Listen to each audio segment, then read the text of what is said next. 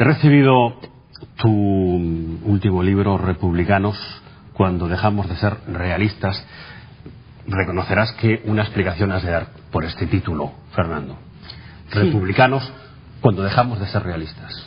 La verdad es que el libro se llamaba originalmente Cuando dejamos de ser realistas. Era un ensayo que hablaba de la independencia, habla de la independencia. Lo que ocurre es que el sustantivo realista nadie lo asocia a la monarquía, pero realista, según el diccionario, que lo tienes ahí al lado, significa partidario del partido monárquico, ¿no? Partidario de la monarquía. Entonces, cuando las colonias se independizan, dejaron de ser realistas. Y a mí me gustaba ese contrapunto entre ser realista desde el punto de vista filosófico y pragmático y ser realista desde el punto de vista político.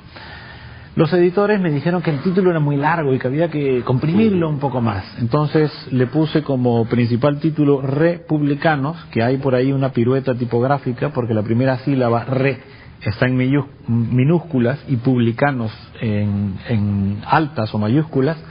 Y esto es porque creo que los países hispanoamericanos y España tienen en común probablemente el ser unos países con una democracia en minúsculas, con unas repúblicas en minúsculas. En todo caso, más pendientes de la recaudación de impuestos y por lo tanto más publicanos, que era el término que se usaba en Roma, que republicanos. Fernando, sabes muy bien que la última pregunta de este programa nunca la hago yo. Lo sabes porque no hace mucho tú cerraste con una pregunta este programa el día que estuvo ahí Espido Freire, en ese sillón. Recuerdo que tú le preguntaste a qué felicidad estaría dispuesta a renunciar, la sentimental o la literaria. Bueno, pues esa es la pregunta que te hago yo a ti. También. A la literaria, sin duda. Yo renunciaría a la felicidad literaria porque creo que es más importante mi felicidad sentimental y mi felicidad familiar. Si mi familia necesitara que yo dejara de escribir para tener más equilibrio, para tener de pronto más intimidad, para tener una vida más recogida y más cercana entre nosotros, yo dejaría de escribir. ¿Recuerdas que Espido no renunciaba a su felicidad literaria? Lo dijo. Sí, pero yo la puedo comprender. Es decir, cuando a Espido le formulé esta pregunta, además yo estaba pensando en los personajes de su libro, no solamente en ella, pero en este momento Espido es alguien que está consagrada esencialmente a su obra y yo le demandaría como lector suyo que de ninguna manera renuncie a su felicidad literaria, porque su felicidad literaria es la felicidad de todos los que la leemos. Pues te está escuchando porque la última pregunta te la hace Espido Freire. Mira tú. Espido, buenas noches. Buenas noches. Qué Vaya, alegría, vaya. qué alegría.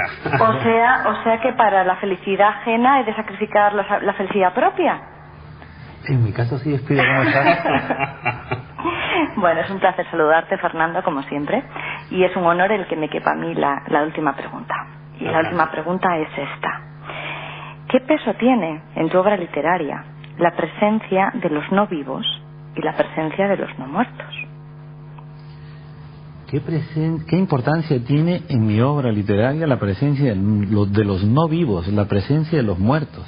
De los no muertos. La presencia de los no vivos y de los no muertos. Pues me he quedado perdido, me he quedado en blanco. ¿Una diferencia entre un no vivo y un no muerto cuál sería? ¿O es lo mismo? Tú eres el rey de la paradoja y el rey de los juegos de palabras. Estoy seguro de que sabes salir de ese entuerto. Pues creo que en mi obra son más importantes los no muertos que los no vivos. Porque los no muertos seríamos nosotros, pero los no vivos es que hay que crearlos en la propia ficción. Entonces toda nuestra obra, la tuya, la mía y la de todos nosotros, está poblada de no vivos que solamente viven en esa ficción. De manera que no tengo que tener miedo de las monjas que regresan del otro mundo para darme en la espalda con sus deditos huesudos. Es que esas monjas malas, las malas, ¿sabes? Porque las había monjas muy buenas que son como los policías, el poli bueno y el poli malo. Esas son entidades huidas de los cuentos de Lovecraft, como tú bien sabes, y esas no entran ni entre los no vivos ni entre los no muertos, son monjas monstruos, y las monjas monstruos pues están ahí en la oscuridad, agazapadas. Pues muchísimas gracias, Fernando, sabes que eres uno de mis maestros. Gracias a ti, Despido. Muchas gracias y muchos besos. Un abrazo, hasta siempre. Muchas gracias. Fernando Iwasaki, qué buen rato. Muchas gracias. Gracias a ti, Cristóbal, porque abres una ventana para que a través de la pantalla la audiencia pueda mirar otro paisaje. Muchas gracias por ser mi convidado.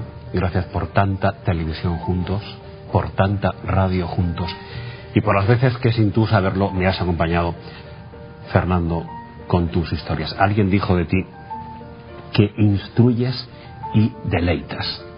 Y yo estoy de acuerdo. Cristóbal, gracias a ti. Gracias por venir.